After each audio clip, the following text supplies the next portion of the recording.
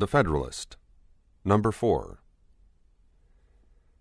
My last paper assigned several reasons why the safety of the people would be best secured by union against the danger it may be exposed to by just causes of war given to other nations.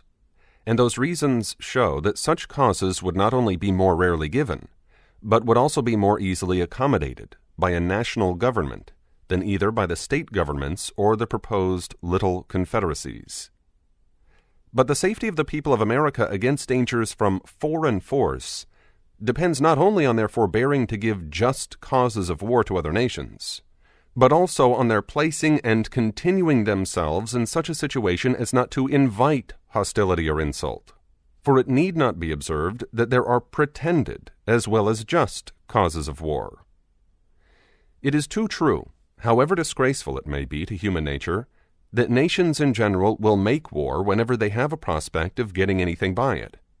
Nay, absolute monarchs will often make war when their nations are to get nothing by it, but for purposes and objects merely personal, such as a thirst for military glory, revenge for personal affronts, ambition, or private compacts to aggrandize or support their particular families or partisans.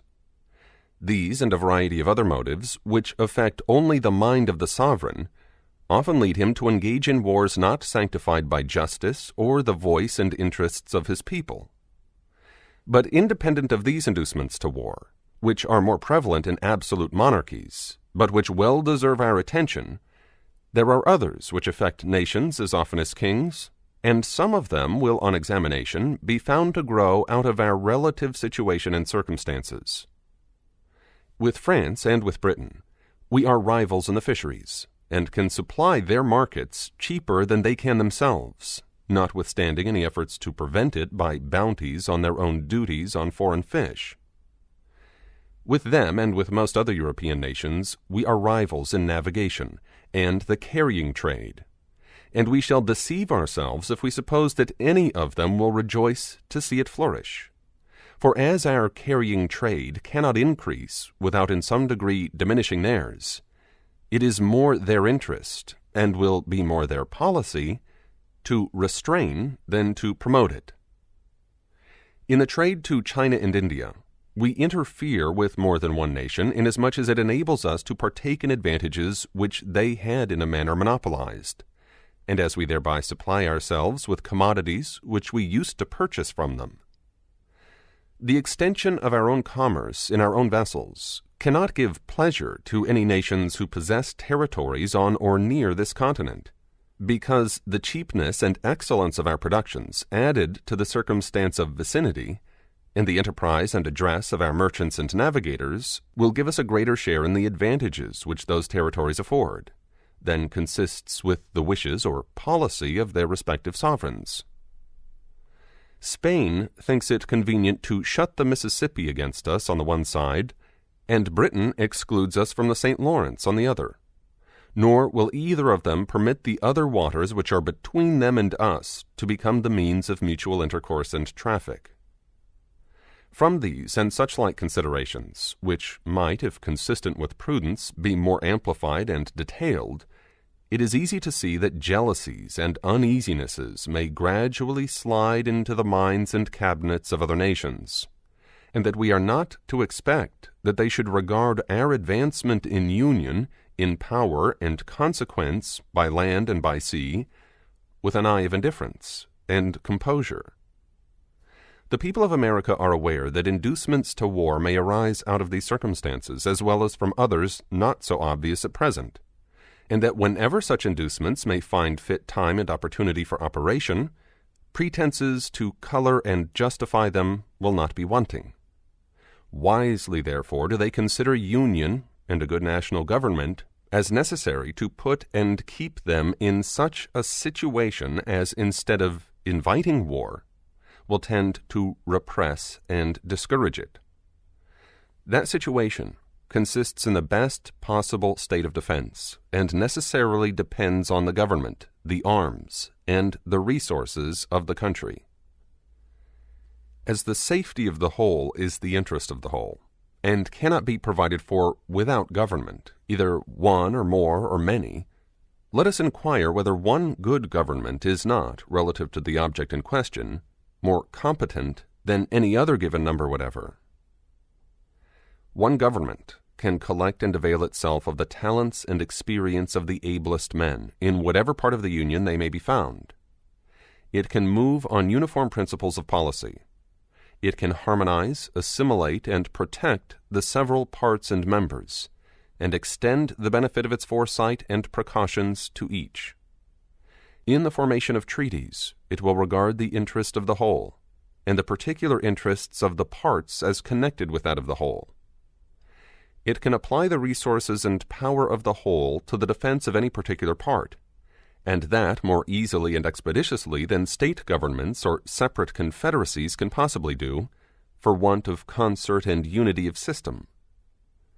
It can place the militia under one plan of discipline, and by putting their offices in a proper line of subordination to the chief magistrate, will, as it were, consolidate them into one corps, and thereby render them more efficient than if divided into 13 or into 3 or 4 distinct independent companies. What would the militia of Britain be if the English militia obeyed the government of England, if the Scotch militia obeyed the government of Scotland, and if the Welsh militia obeyed the government of Wales?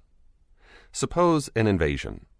Would those 3 governments, if they agreed at all, be able, with all their respective forces, to operate against the enemy so effectually as the single government of Great Britain would?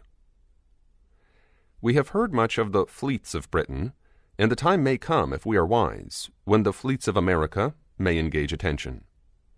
But if one national government had not so regulated the navigation of Britain as to make it a nursery for seamen, if one national government had not called forth all the national means and materials for forming fleets, their prowess and their thunder would never have been celebrated. Let England have its navigation and fleet. Let Scotland have its navigation and fleet. Let Wales have its navigation and fleet. Let Ireland have its navigation and fleet. Let those 4 of the constituent parts of the British Empire be under 4 independent governments, and it is easy to perceive how soon they would each dwindle into comparative insignificance. Apply these facts to our own case.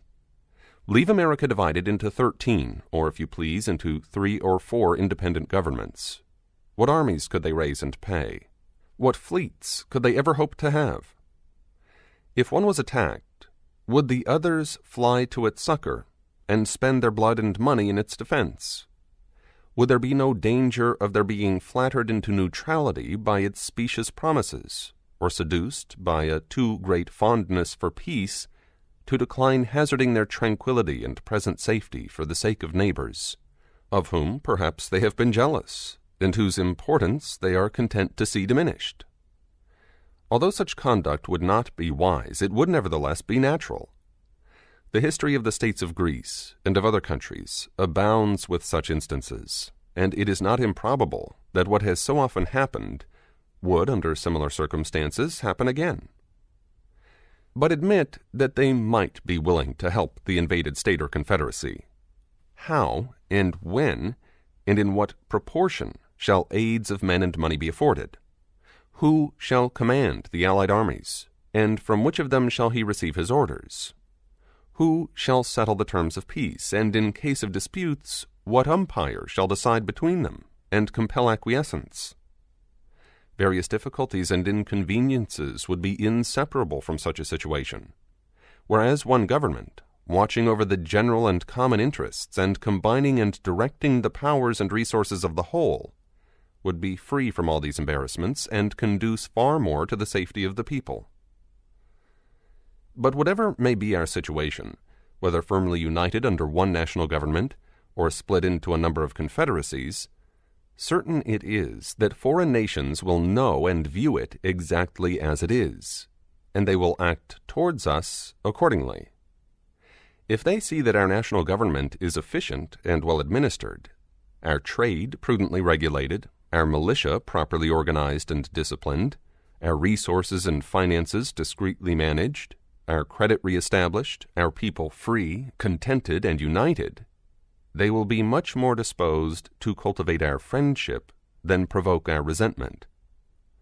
If, on the other hand, they find us either destitute of an effectual government, each state doing right or wrong, as to its rulers may seem convenient, or split into 3 or 4 independent and probably discordant republics or confederacies, one inclining to Britain, another to France, and a third to Spain, and perhaps played off against each other by the 3, what a poor, pitiful figure will America make in their eyes!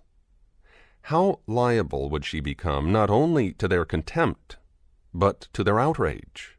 And how soon would dear-bought experience proclaim that when a people or family so divide, it never fails to be against themselves? Publius.